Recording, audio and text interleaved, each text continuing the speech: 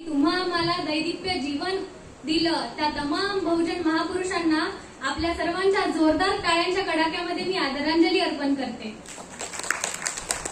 उपस्थित सर्व परीक्षक वर्ग, सन्माननीय विचार मंच आणि उपस्थित सर्व बहुजन प्रेमी मित्र आणि मैत्रिणींनो, सर्वांना माझा जय भीम। परिवर्तनधारक साहित्य कला मंचाच्या वतीने मला आज या व्यासपीठावर बोलण्याची संधी मिळाली त्याबद्दल सर्वप्रथम परिवर्तनधारक कला मंचाचे आभार। मी कुमारी नेहा संजय पाटील, यशवंत महाविद्यालय वर्धा येथील LLB ची विद्यार्थिनी, स्पर्धक क्रमांक 7 घेऊन येत आहे आजचा विषय भारत राष्ट्र निर्मिती आणि डॉक्टर बाबासाहेब आंबेडकर।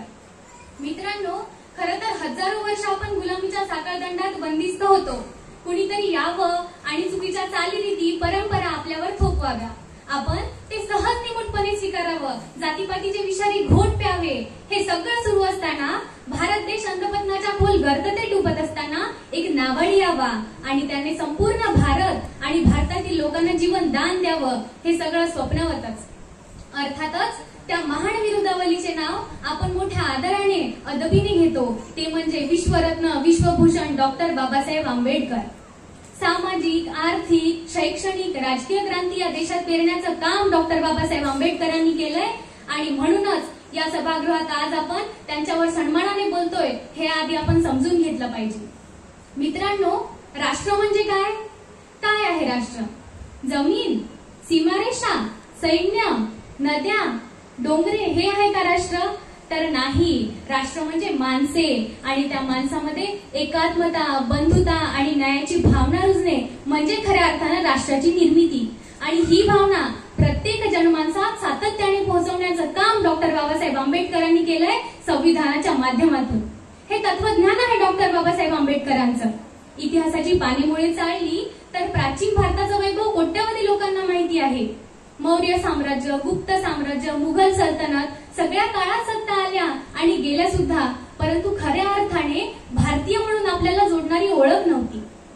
1857चं स्वतंत्र युद्ध आणि त्यानंतरच्या चळवळी या राष्ट्रीय एकात्मतेच्या शाश्वत पायऱ्या होत्या, परंतु स्वतंत्र म्हणजे राष्ट्र निर्मिती नव्हे, तर राष्ट्राला आत्मा देण्याचं काम बाकी होतं आणि तो आत्मा दिला संविधानाने, राज्यघटनेच्या माध्यमातून, अर्थातच डॉक्टर बाबासाहेब आंबेडकरांनी।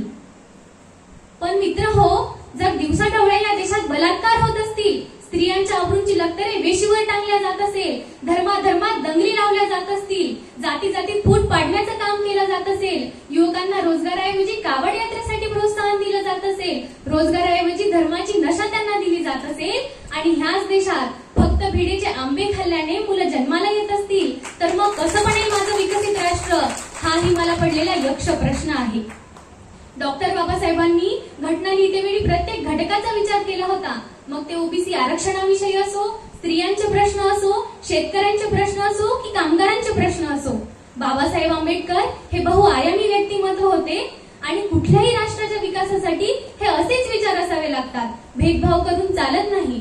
पण हल्ली आपल्याला असं काही होताना दिसत नाही। हल्ली राष्ट्राची शांतता आणि सुव्यवस्था बिघडवण्याचं काम इथले राज्यकर्ते करताना आपण उघड्या डोळ्यांनी पाहत आहोत। काल परवा घडलेली घटना आहे। इटावामधील अस्पृश्य समजल्या जाणाऱ्या यादव समुदायातील एका व्यक्तीने श्रीमद भागवत कथेचं वाचन केलं म्हणून त्याला काही सडक्या ब्राह्मणी मनुवादी विचारसरणीच्या लोकांनी त्याला हिणवलं, त्याला मारहाण केली। तू खालच्या दर्जाचा आहेस, तुला भागवत कथा करता येणार नाही म्हणून त्याला हिणवलं, त्याचं मुंडन देखील केलं आणि सरतेशेवटी तेवढ्यावर देखील भागलं नाही, तर एका ब्राह्मण बाईचं मूत्र त्या ठिकाणी त्या व्यक्तीवर शिंपडलं गेलं।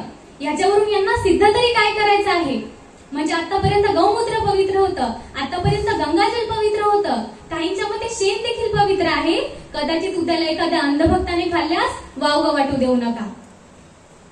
या सर्व गोष्टीवरून हाच निष्कर्ष लागतो की यांचं वर्चस्व कायम टिकवून ठेवायचं आहे। यांना संविधान नको आहे जे समता आणि समानता शिकवते, यांना हवंय ते मनुस्मृती, बहुजनांची प्रगती यांच्या डोळ्यात खुपते, हेच वास्तव आहे। राज्यघटनेचे तत्व, सामाजिक समता, सामाजिक जागृती जे जे विचारवंत करू पाहतात, इथली मनुवादी व्यवस्था त्यांना संपवू पाहते, परिणामी संपवतेच। मग ते दाभोळकर प्रकरण असेल, कुलवर्गी प्रकरण असेल, गौरी लंकेश प्रकरण असेल, पानसरे प्रकरण असेल किंवा मग संभाजी ब्रिगेडचे प्रदेश अध्यक्ष प्रवीणदादा यांच्यासोबत झालेली घटना असेल. काही दिवसाआधीची घटना आहे. संभाजी ब्रिगेडचे प्रदेश अध्यक्ष प्रवीणदादा गायकवाड यांच्यावर झालेला भ्याड हल्ला, शाई फेक, तोंडाला काळीमा फासणे, जीवे मारण्याचा प्रयत्न का झाला? कारण काय होतं? तर यांना बुद्ध, फुले, शाहू, आंबेडकरी विचार आणि विचारवंत नकोत म्हणून हा चाललेला खटाटोप. मग मला प्रश्न पडतो, असं बनेल माझं विकसित राष्ट्र? जे स्वप्न बाबासाहेबांनी बघितलं होतं, जे स्वप्न मान्यवर साहेबांनी बघितलं होतं, जे स्वप्न तमाम क्रांतिकाऱ्यांनी, आंदोलकांनी बघितलं होतं.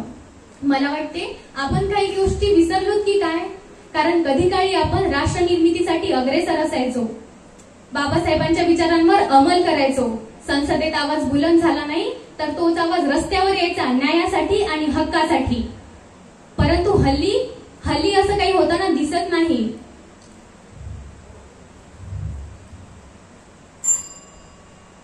डॉक्टर बाबासाहेबांनी आपल्या हाती सुजलाम सुफलाम राष्ट्र घडवून दिलं होतं, पण ते आपल्याला टिकवून ठेवता आलं नाही. किंवा काही तथाकथित विचारांनी बाबासाहेबांचे विचार, संविधानाची मूल्ये या भारत भूमीमध्ये रुजू दिली नाही. सातत्याने फुटीरतावादी धोरण राबवण्यात आले आणि म्हणूनच बाबासाहेबांनंतर हे राष्ट्र सातत्याने मागे येत आहे. भविष्याकडे पाहाल तर मला वाटते आपल्या समोर खूप मोठी आव्हाने आहे, खूप मोठ्या जबाबदाऱ्या आहे. आपण जर आता सतर्क झालो नाही तर येणाऱ्या कित्येक पिढ्यांचे आपण मारेकरी ठरणार आहोत. या देशातील अज्ञान, अंधश्रद्धा आणि बहुजनांवरील होणारा अन्याय पूर्णपणे जोपर्यंत थांबणार नाही तोपर्यंत हे राष्ट्र विकसित झालं असं आपण म्हणू शकणार नाही. कारण शेवटी चांगले रस्ते बांधणं, पुलं बांधणं, पुतळे उभे करणं याला मी विकास म्हणत नाही, तर एका माणसाने दुसऱ्या माणसाला सन्मानाच्या नजरेनं बघणं म्हणजेच खरा विकास आणि म्हणजेच खरे विकसित राष्ट्र असे मी समजते. जय भीम.